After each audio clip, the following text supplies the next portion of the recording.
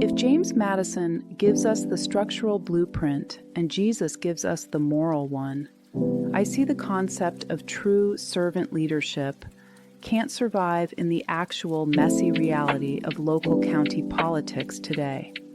As the term goes for servant leadership, used by some in our community, I find the term has already been co-opted and bastardized in Ray County.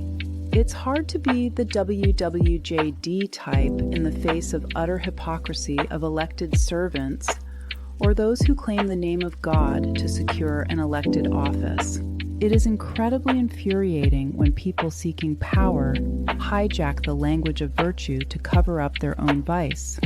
It's one thing for candidates to claim they're servant leaders, but when their behavior says otherwise, that sacred responsibility starts to feel like a cheap marketing gimmick.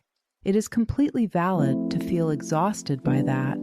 Trying to hold onto a WWJD mindset while staring down the barrel of utter localized hypocrisy is a heavy, thankless burden. It might help to remember that the modern, sanitized version of Jesus, the one who just smiles, turns the other cheek, and stays quiet to keep the peace, is not the Jesus of the actual texts.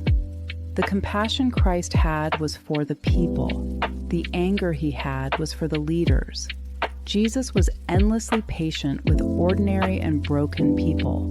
When it came to the religious and political elites who used their positions to exploit the public while pretending to be righteous, he was unsparing. He didn't politely ask the money changers to leave the temple.